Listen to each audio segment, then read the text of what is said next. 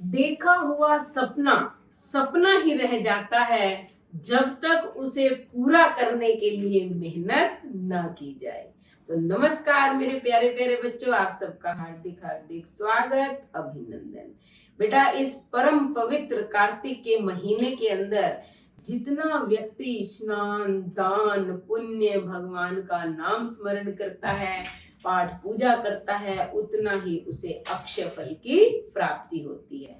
तो अब मैंने जो है कार्तिक महीने की बहुत सारी कहानियां आपको सुनाई है। आज एक और कहानी आपको सुनाने जा रही हूँ, ताकि रोज जो है आप स्नान के साथ साथ नई नई कहानियां भी सुने। तो आज हम सुनते हैं। एक बुढ़िया के 4 बेटे और उतनी ही बहुएं थी।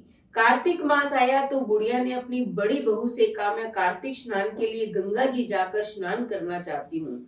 मुझे आंखों से कम दिखाई देता है, सुबह तारों की छांव में गंगा स्नान करना है, सो तुम मेरे साथ चले चलो। बहू ने कहा, मुझसे सुबह जल्दी नहीं उठा जाता, सिर में दर्द होता है, इसलिए मैं तो नहीं जा सकती। बुढ़िया ने इस तरह दूसरी बहू, तीसरी बहू और चौथी को कहा। चौथी के मन में सासू के प्रति प्रेम भावना थी, तो उसने हाँ भर दी। कहा, सासू जी मैं चलूंगी, आपके साथ मेरा भी कार्तिक स्नान हो जाएगा और आपकी सेवा का मौका भी मिल जाएगा।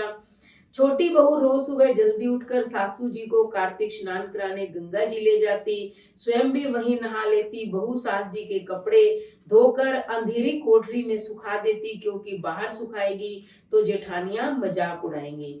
दोनों आपस में मिलजुल कर पूजा पाठ कर लेती और भजन भी गा लेती। व्रत के अनुरूप फलाहार बनाकर खा लेती। सास को तुलसी, पीपल, पतवारी, आंवला आदि के परिक्रमा दिलवा लाती।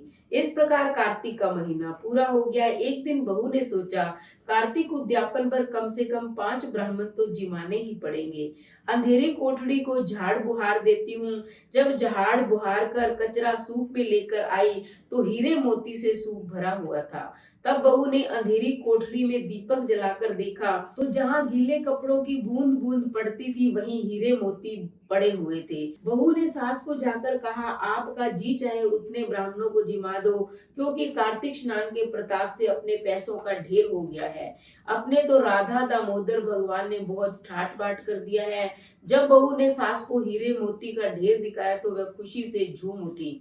उसकी जिठानियां धन माया देखकर जलने लगी। उन्होंने सोचा कि कहीं चोरी तो नहीं करके लाई है। देवरानी बेचारी भोली भाली थी, उसने सब बात बता दी। मैंने तो कार्तिक के पूरे महीने सास की तन मन से सेवा की है, सो मुझे तो राधा दामोदर भगवान ने यह सब कुछ ठाठ बाट किया है। जेठानियां अपने अपने घर चली गई। दोनों सास बहू ने मिलकर कार्तिक का उद्यापन किया और अधिक से अधिक ब्राह्मणों को भोजन करवाकर दान दक्षिणा दी। वर्ष भर बीत जाने के बाद फिर कार्तिक दोबारा आया तो छोटी बहू को छोड़कर ऊपर की तीनों बहुएं आपस में लड़ने लगी। वो कहती मैं स्नान कराऊंगी, वो कहती मैं कराऊंगी। इस तरह आपस में झगड़ा उनका बढ़ता गया। सास से देखा न गया। उसने तीनों बहुओं को कहा कि आप तीनों ही मुझे कार्तिक स्नान कराने ले चलो। इस तरह तीनों ही बहुएं सास को कार्तिक स्नान कराने सुबह जल्दी उठने लगी। बड़ी बहू तो रात भर सो ही नहीं पाती थी कि कहीं मैं रह ना जाऊं, बाकी देवरानी ही सासू को ले न जाए। आपस में तीनों के होड़ सी लग गई। कोई सास के कपड़े धोती, कोई उसे नहलाती। कई बार तो स्नान करने के बाद कोई बहू कह देती कि मैंने तो स्नान करवाया ही नहीं है। बेचारी सास कहती, चलो तुम दोबारा मुझे स्नान करवा दो। घर आकर तीनों जने गीले कपड़ों के लिए लड़ती रहती थी और कोठड़ी अंधेरी जो थी उसमें जाकर सुखा देती थी और इंतजार करती थी कि कब बूंदों के हीरे मोती बन जाएंगे। कोई चाय बनाकर लाती। बेचारी पता नहीं 3-3 बार उसे चाय पीनी पड़ती, फिर वो खाना बनाती, फिर उसमें झगड़ा हो जाता। ऐसे लड़ झगड़ करके जो है उसे कार्तिक स्नान करवाया गया। अब बेचारी सास सोचती है, अगर इससे तो मैं ना ही करती तो ज्यादा अच्छा था। बहुओं की होड़ में कार्तिक मास बीत गया। सास ने अपनी बहुओं से कहा कि कार्तिक का उद्यापन करना है, ब्राह्मणों को भोजन कराना है, सो व्यवस्था करो। बहुएं भाग दौड़ कर अपनी अपनी काली कोठड़ी में हीरे मोती लेने पहुंची तो वहां गीले कपड़ों की बूंदों से हीरे मोती के ढेर नहीं बल्कि सांप बिच्छू बन गए थे और वो चिल्लाकर बाहर आई। सास ने कहा कि राधा दामोदर ने देवरानी को तो बहुत धन माया दे दी क्योंकि उसने सच्चे मन से मेरी सेवा की थी और तुमने छल कपट और धन के लालच में की थी, इसलिए तुम्हें जो है ये सांप बिच्छू मिले हैं। अब तुम भगवान की शरण में जाओ, वही तुम्हें इस दुख से छुटकारा दिलाएंगे। तब जो है बहुओं ने भगवान से प्रार्थना की। तब भगवान ने उन्हें स्वप्न में दर्शन देकर कहा कि अगर तुम अपना आधा आधा धन छोटी बहू को दे दोगे तभी मैं ये सांप बिच्छू हटाऊंगा। तब वो बेचारी मरती क्या ना करती, तीनों ने अपना आधा आधा धन जो है बहू को यानी कि छोटे वाली बहू को दिया।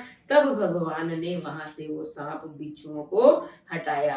तो माँ बाप की सेवा जो है धन के लालच में नहीं करनी चाहिए। जैसे छोटी बहू ने श्रद्धा और प्रेम से सास की सेवा की वैसे ही हमें करनी चाहिए। जैसे तीन बहुओं ने लड़ झगड़ के धन के लालच में सेवा की, ऐसा नहीं करना चाहिए क्योंकि भगवान अंतर्यामी है, वो तो भावना के भूखे हैं, आपकी धन दौलत के भूखे नहीं है। तो कैसी लगी कहानी? अगर कहानी अच्छी लगी तो चैनल को सब्सक्राइब करें, लाइक और शेयर करें, कमेंट करें और बेल आइकन के बटन को दबाएं ताकि अगली कहानी का नोटिफिकेशन सबसे पहले आपको मिले। धन्यवाद।